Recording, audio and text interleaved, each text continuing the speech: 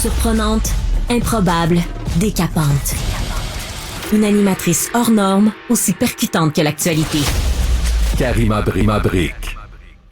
Vous êtes plusieurs à prendre l'avion cet été, probablement, là, si vous décidez de partir en voyage à l'extérieur du Québec. Mais est-ce qu'on doit s'inquiéter là, des derniers déboires, des derniers incidents qui impliquent des appareils du constructeur Boeing? Parce que, rappelez-vous, là, il y a eu quelques incidents comme ça au cours des derniers mois. Il y a eu cette porte détachée en plein vol le 5 janvier dernier qui, heureusement, n'a fait aucune victime. Mais là, voilà que il y a des articles là, aujourd'hui et hier, je lisais là-dessus qu'un lanceur d'alerte, là, c'est un mécanicien aéronautique, il a alerté les autorités de possibles défauts d'assemblage et de maintenance de la flotte des Boeing 780. Et la compagnie, de son côté, elle se défend, elle se veut rassurante sur la sécurité de ses appareils. Elle s'engage même à enquêter là, sur les allégations. On va faire le point tout de suite avec Mehran Ebrahimi, qui est directeur de l'Observatoire international de l'aéronautique et de l'aviation civile. Monsieur Ebrahimi, bonjour. Oui, bonjour. Merci d'être avec nous aujourd'hui. Est-ce qu'on doit prendre au sérieux les allégations là, de ce mécanicien qui est aéronautique là, qui est sorti et qui dit attention, il y a peut-être des problèmes là en ce qui a trait à la maintenance chez Boeing et sur certains problèmes là, possibles d'assemblage et de certains problèmes là, techniques même. Oui, il faut le prendre très au sérieux, très au sérieux, parce que vous savez, l'univers de l'aviation, l'univers de l'aéronautique, c'est un milieu très fermé, très confidentiel, opaque, peut-être pour des bonnes raisons, mais quand il y a quelqu'un de l'intérieur qui vient nous dire des choses quand même assez flagrantes comme ça, il faut s'inquiéter. Mais c'est que, surtout, ce qu'il faut retenir ici, c'est que ce n'est pas un cas isolé. C'est pas quelqu'un qui est sorti et dit, il y a un moment donné, sur 10 avions, il y avait un problème. C'est que quand on le met, tous ces événements-là, que vous l'avez si bien dit, dans les derniers mois, je dirais même dernières années, là, on voit une espèce de fil conducteur. Il y a un comportement, il y a une culture qui est établie dans cette entreprise qui fait aujourd'hui qui n'est plus digne de confiance dans un secteur où la sécurité, la qualité de production a toujours été depuis le début, depuis un siècle, l'obsession de tous les fabricants. Là, on est vraiment une bris de confiance totale vis-à-vis de cette entreprise-là. Mais là, c'est assez inquiétant là, parce que je regardais justement, là, il y a plusieurs vols cet été. Là, c'est une grosse flotte, Boeing. Là, on parle pas là, d'un constructeur obscur qu'on connaît pas vraiment. Là, c'est vraiment dans les leaders des constructeurs aéronautiques. C'est un constructeur américain. Donc, quand vous dites oui, il faut s'inquiéter, parlons là, justement peut-être de quelques déboires qu'ils ont eus au cours des derniers mois et des dernières années. On connaît la saga du 737 MAX, mais peut-être revenir là, pour nos auditeurs, quelques points qui sont fondamentaux. Là, quels ont été ces déboires? En fait, à un moment donné, au début des années 2000, vers 2005, par là, Airbus décide de relancer son avion A320. C'est un avion modèle qui était conçu dans les années 80. Ils ont dit l'avion a le potentiel de te renouveler, de l'améliorer, changer des moteurs et de faire un avion très moderne. Ils ont créé le A320 Neo. A320 Neo a eu beaucoup de succès tout d'un coup. Donc, il y a eu beaucoup de compagnies aériennes qui ont commandé. Boeing, qui était à un moment donné en train de réfléchir, est-ce qu'on lance un nouvel avion, un moyen courrier, monocouloir comme on appelle, à peu près 180 à 220 personnes. Mais ils ont dit, ça prend trop de temps. Si ça prend trop de temps, on va essayer de récupérer encore 737 qui était conçu dans les années par contre, et on va essayer de remotoriser et ainsi de suite. Remotoriser, ça veut dire mettre des moteurs qui consomment moins, mais pour consommer moins, ces moteurs sont plus grands. Sauf que l'avion conçu dans les années 50 ne correspondait pas à ça. Donc, il a fallu qu'il triche avec la nature, il a fallu qu'il fasse des ajustements, essayer de placer les moteurs plus en avant. Enfin, tout ça, c'est trop technique, mais l'avion a perdu son équilibre aérodynamique nécessaire.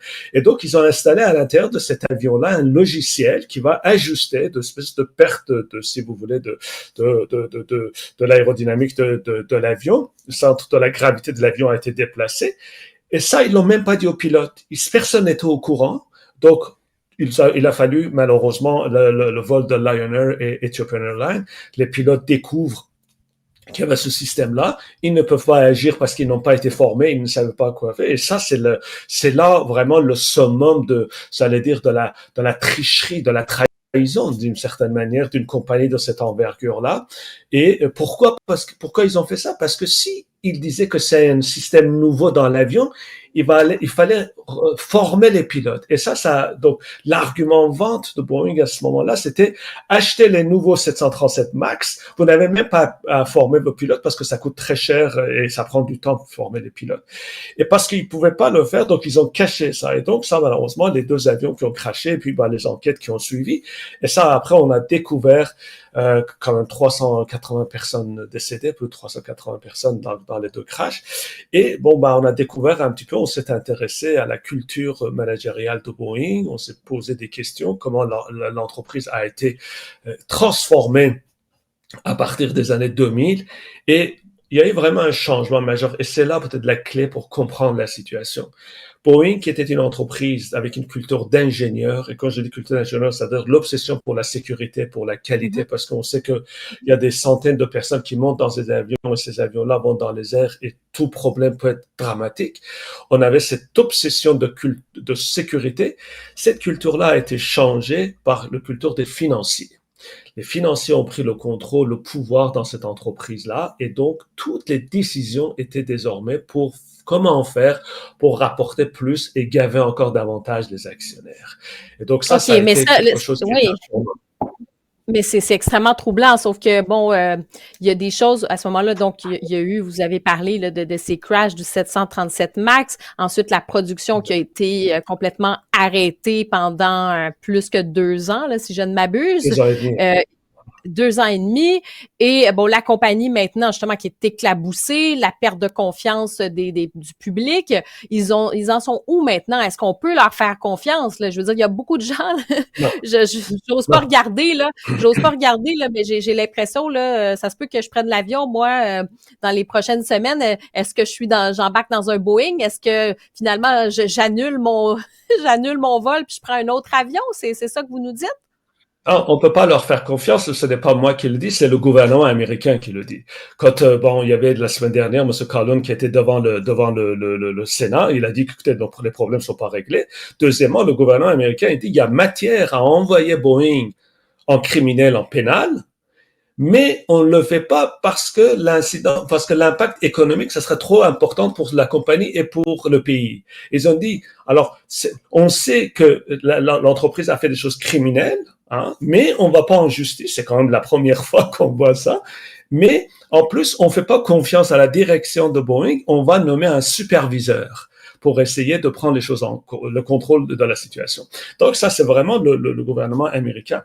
Et aussi, FAA aussi, qui a sa part de responsabilité. N'oubliez pas que FAA, à un moment donné, ils ont complètement congédié beaucoup d'experts et ils ont, au lieu d'aller expertiser, de faire l'audit au niveau de Boeing, ils ont dit à Boeing, faites ce que vous avez à faire, faites-nous des rapports et sur la base de ces rapports-là, on va approuver, certifier l'avion. C'était vraiment une collusion vraiment autour de ça, ce qui nous a emmené vers cette espèce de catastrophe qu'on voit aujourd'hui. OK, mais là, je veux qu'on parle justement de ces avions là, qui sont ciblés. C'est pas toute la flotte de Boeing. On parle de quoi maintenant? Des 787, des 737, mais les autres avions de Boeing, c'est sécuritaire? Alors, il faut quand même apporter quelques nuances.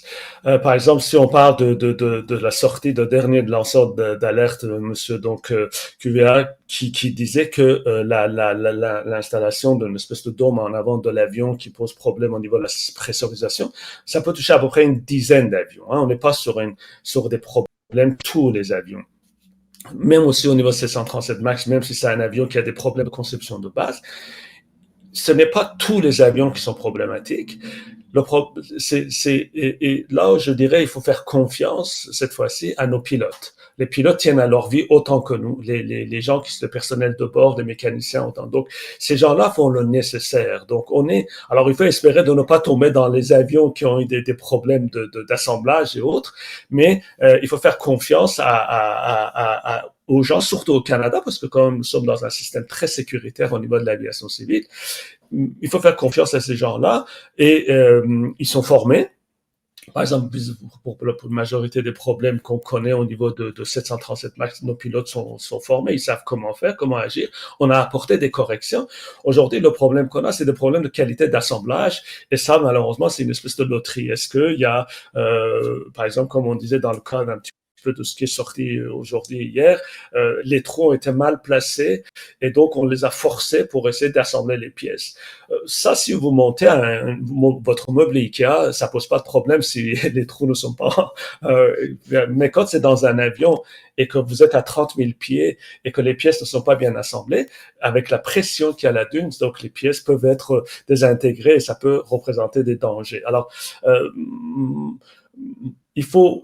cette inquiétude-là est légitime, mais en même temps, moi personnellement, quand je prends beaucoup l'avion, donc je n'ai pas le choix, souvent je prends le Boeing, d'autant plus que la majorité des avions qu'on prend au Canada sont plus des Boeing. Je fais confiance à des gens qui ont travaillé sur ces avions-là au niveau de nos compagnies aériennes.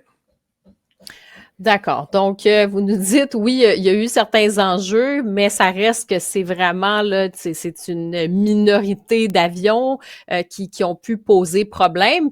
Néanmoins, quand on vous écoute, en tout cas, je veux pas faire des cauchemars, mais ça, je trouve ça quand même un peu angoissant, tout ça, puis rien pour nous rassurer, là, quand on sait que, justement, on n'a aucun contrôle quand on est passager, là, dans un avion. Donc, d'entendre que, finalement, il y a des financiers qui aient pu prendre le contrôle pendant des années, que oui, ça éclabousse maintenant à la face du constructeur qui disent non, on prend la sécurité vraiment au sérieux, on va tout enquêter, on va tout faire. Je comprends, j'entends la compagnie, mais reste quand même que c'est vrai que c'est inquiétant. Et je veux revenir peut-être rapidement. Encore une fois, ça concernait un avion de Boeing 787-9 de la compagnie Qatar Airways, qui est pourtant une compagnie là aussi qui est très, très bien réputée en termes de sécurité, tout ça. Il y a eu 12 blessés à bord. Et cette fois-ci, c'était en raison de turbulences. Donc, c'est pas une défectuosité mécanique ou quoi que ce soit, mais c'était d'importantes turbulences. C'était un vol qui reliait Doha à Dublin et les turbulences sont à Turquie. J'ai lu comme quoi les années prochaines, et même avec le changement climatique, on pourrait assister à plus de turbulences. Est-ce que c'est vrai? Tout à fait. C'est vrai. Dans ce cas-là, bon, l'avion n'est pas du tout en cause. Hein, l'avion était en bon état. C'est que les turbulences ont toujours existé. Hein. À chaque fois qu'il y a une variation de température ou les courants d'air, et ça crée donc des turbulences. Alors, la majorité de ces turbulences-là, qui sont essentiellement dans les nuages cumulonimbus, on peut les détecter sur les radars. Donc, c'est des points rouges et verts foncés sur les radars des pilotes et ils peuvent les éviter. Et donc, maintenant, il y a deux phénomènes. Il y a les changements climatiques qui font en sorte que les courants d'air, qui sont très, très, très importants. Et certains de ces courants d'air-là, on ne peut pas les détecter à l'avance. Imaginez une rivière. L'eau circule normalement et au milieu de cette rivière-là, il y a un courant d'eau qui va beaucoup, beaucoup plus rapidement que le reste de l'eau de la rivière.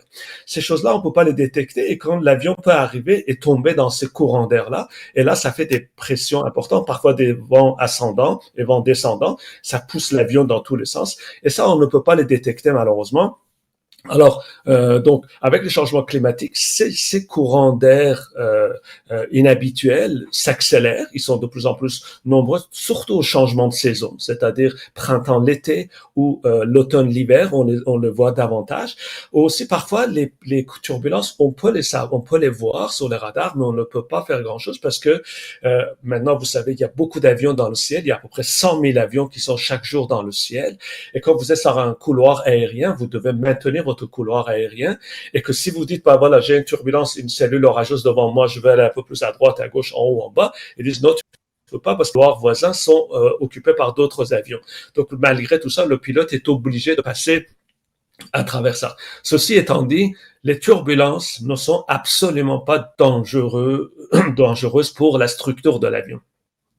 Donc l'avion va pas tomber là parce qu'il y a toujours tu sais comme les passagers on ressent ça, c'est extrêmement inquiétant donc c'est ça là.